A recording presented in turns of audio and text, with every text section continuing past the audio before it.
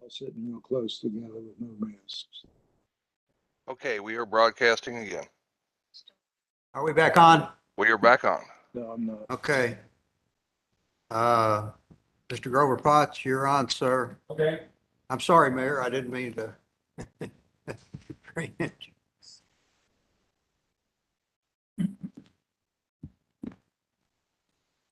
Here's your model. Yours.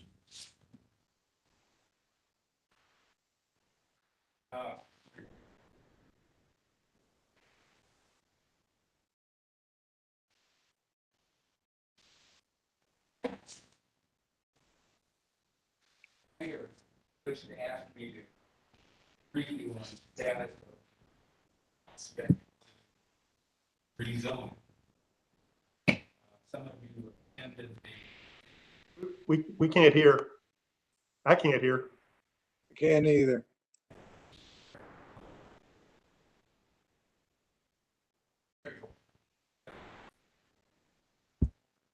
Is better. No, No, You can have this one. How about this one? loud and clear. Good. All I was saying was that the mayor asked me to come out and meet with you and to discuss the current rezoning of Prospect Cove. As you know, the new Prospect Cove proposal is pretty much the same as the other one, with the exception, instead of a 4-story building, they're proposing a 3-story building that, however, is also 45 feet tall. So the same height as the other building that they had proposed. It's slightly smaller as far as the square footage is concerned.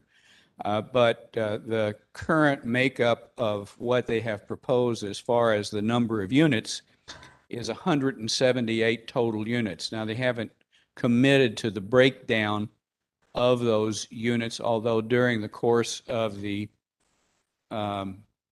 meeting that was held virtually, Michael Gross, who was one of the employees of LDG, said that they were going to have 123 single one-bed units and 55 two-bed units, which is kind of the flip-flop in reverse of what they had proposed in the prior project, where they were having only a few one-bedroom units and mostly two-bedroom units. Now, I'm not sure whether that's a mistake. He just mixed them up. It doesn't make any sense economically for them to construct one-bedroom units, although it's cheaper because you only, it's cheaper in the sense that if you have two-bedroom units, you don't have to construct a kitchen with each of those. So it'll be interesting to see when it shakes out what it is. Doesn't change anything. These are not, however, dedicated units for subsidized housing. So it's a different approach, a smaller, very slightly smaller project, but still has the same concerns that were made at the last attempt to rezone, which was in 2017. Those same concerns are still there. The mass of this building, while it may not be 502 feet long, it's pretty darn close to that. And instead of having one long run at it, they've jogged it in, and it's still going to come out to the same, almost the same distance or same size. So I had sent out to the mayor petitions, and we need to get those out to where we had them last time. I think we had 850 signatures in opposition, as well as a couple of hundred signatures requesting that there be a night public hearing. The Planning Commission currently is doing hearings virtually, and they don't expect that to change until the summer. I don't know whether this project will be ready for a public hearing in the summer or not, but in any event, we want to still maintain the right to have it done after 6 p.m. so that more people can attend it. When do you want petitions back? As soon as we can get them back. I mean, it's not, in the next month or so. I mean, we're not pushed, we don't have any dates set yet, but we were very successful in getting them out to various places, the Kroger and the other, merchants, and went through various neighborhoods, so we just need to be able to show again what the sentiment is on the size and mass of this project. And we have them here at City Hall.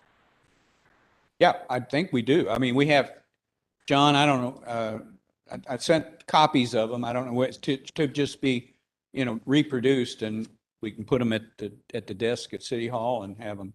These are these to be area wide, not just specifically Prospect. Oh, yeah, it can be, and it was last time. Mhm. We had them from Oldham County and other places. Because again, the project was in essence the same project. It's just, it's the mass and scale of the project that doesn't fit with the area around it. Yeah, on that point, I think I'm correct about this. I know I'm correct that the previous plan was 501 feet long. Correct. This one is 5 feet shorter, Right. 496 feet. So it's basically no different. Yeah. And the fact that it may be 1 story shorter doesn't change the height of the building, because it's still a 45-foot tall building. Right. So, Can I ask you a couple questions? Sure. Please. The pre-meeting or whatever they had that you and I could not get on. correct. Was that something that they were legally required to have? Yes, it was something that they were legally Can we required to have. object to that since we could not get on it and delay it? I don't know that it can be delayed by that. They did publish a summary of what was discussed. Yeah, but we couldn't participate. We couldn't participate. And They're legally required to have it, They're- and we could not participate. I couldn't get on. Okay. So that's 3 of us at least. okay, I just wonder if they made it impossible for council members and council to get on it. Well, and I also think they have a particular date. I mean, well, I'll look into that, Chris.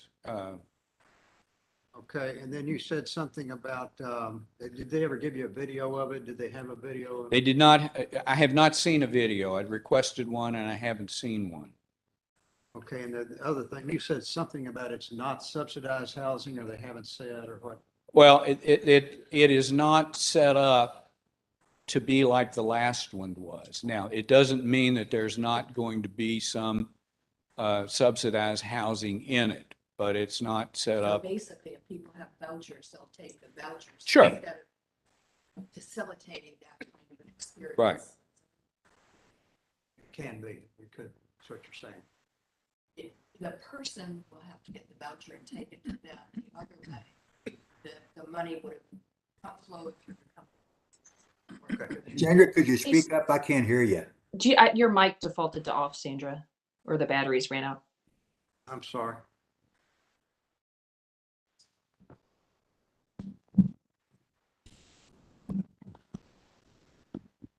Ron?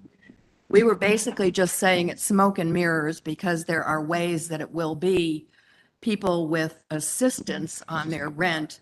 No, okay. It's just a different program.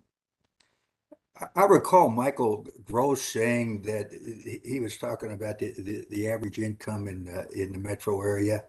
And I guess it's, I may have this wrong, but it's anywhere from 80% to 30%.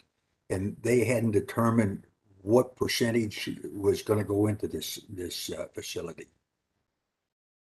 Yeah, and they haven't filed anything with respect to that.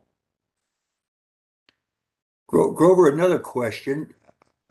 Mr. Gross said that under the new guidelines, that they only had to put in one parking spot per apartment.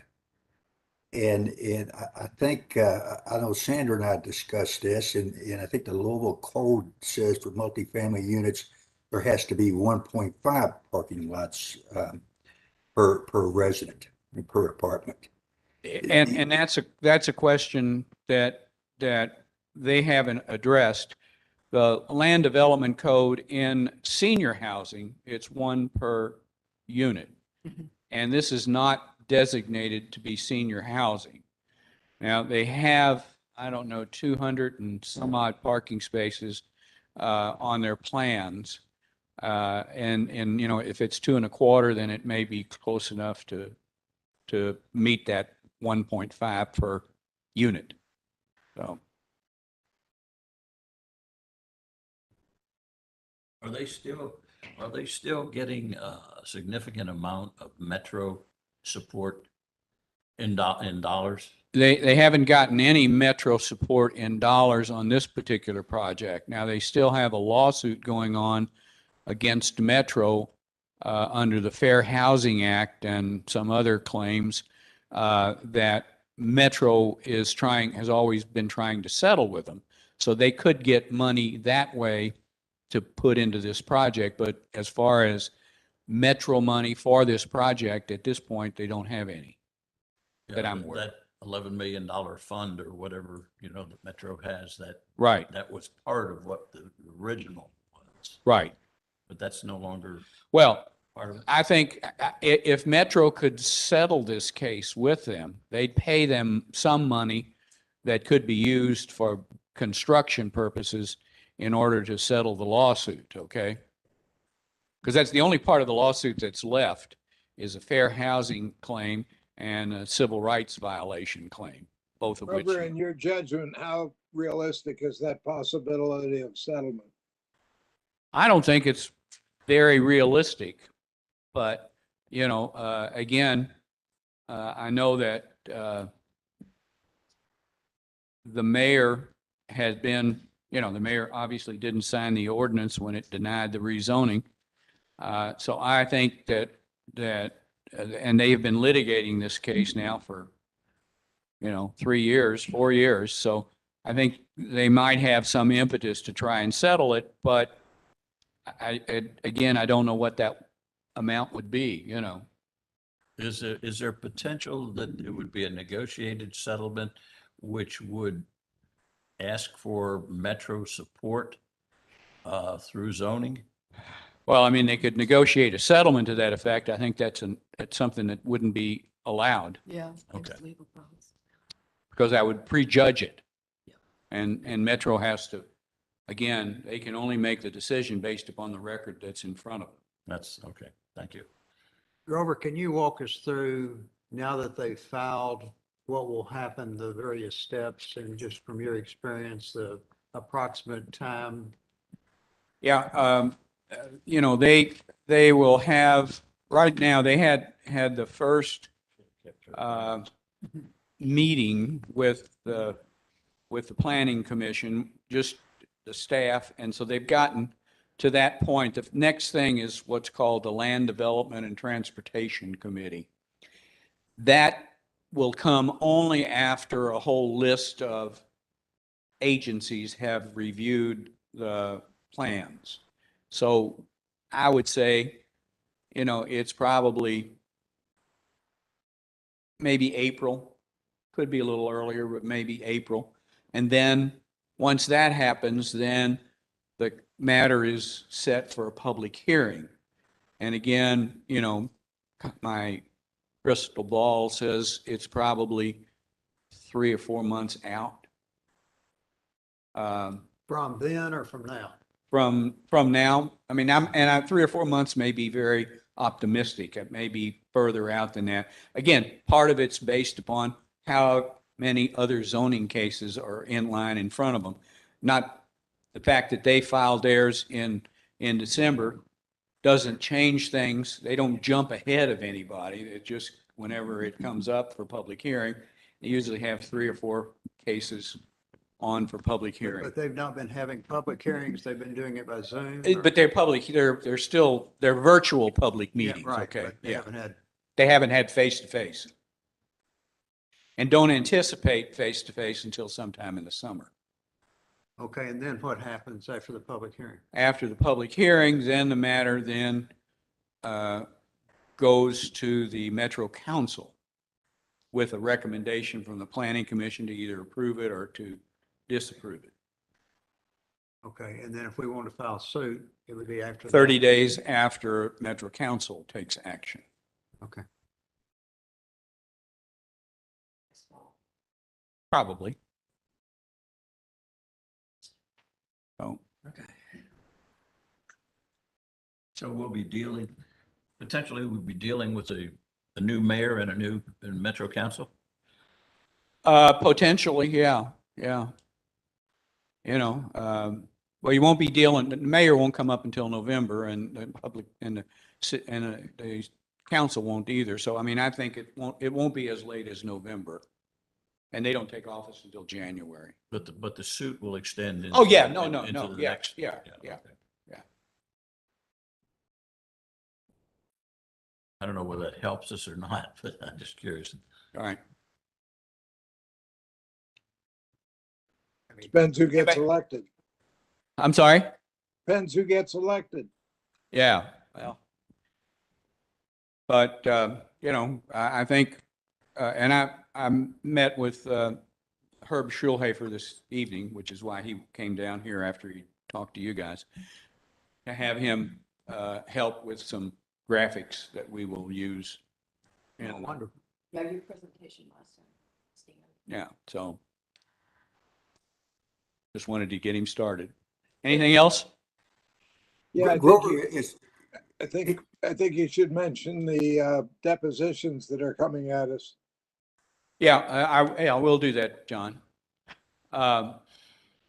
They have deposed all of the Metro Council members, and they are proposing to depose the mayor, John, and all of the council members who were council members when the zoning case went to the Planning Commission. So that would include, I guess, 2 of you currently proceeded then.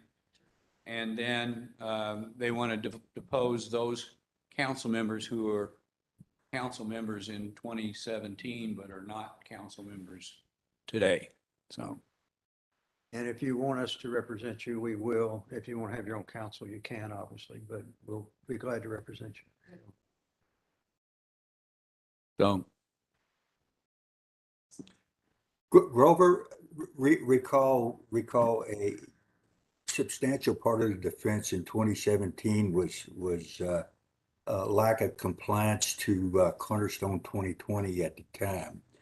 I guess now there's a Cornerstone 2040. Correct.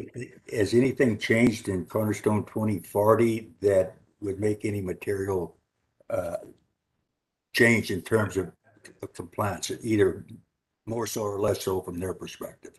you know, I'm not sure anybody knows the answer to that yet, because Cornerstone 2040 is brand new. As a matter of fact, I've got a copy of it here, and it does this. It contains a lot of the same language, and you know, I think the same protections are still built into it. So I don't know that it is easier to be rezoned property to be rezoned.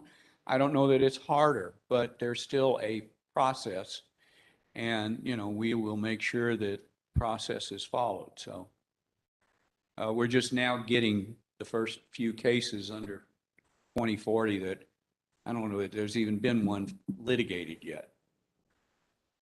So that's now the law of the land. This is the new, yeah, the other one was 2020, was supposed to go from 2020 to 2040. This one goes from 2040, and I think it goes to 2060, but may not, may go further than that. But it's brand spanking, I said brand spanking new. It's relatively new. It took like 4 years to get the damn thing done. I know. Yeah, so. I think I'll be here in 2060. Anything else? It's all for me, Grover. Thank Okay. you, Grover. Sure, guys. Let me know if you have any other questions. I'll be happy to try to answer. Thank you, Grover. Thank you. Good seeing you. Motion to Motion to adjourn. adjourn?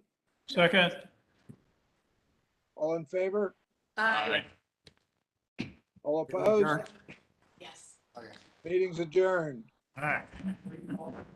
Yes. Thanks, everybody. Have a good night. Night, everybody. Night, Ron. Thank you. Thank you, You're John. welcome. Meetings. Good luck with everything tomorrow. Thank Oh, you, Mayor. Sorry I couldn't be there. Oh, that's Good luck with Um, your Thank you, Sarah. Oh, thank you. I'm gonna give you a call tomorrow morning, bring you that price. Too much, sir?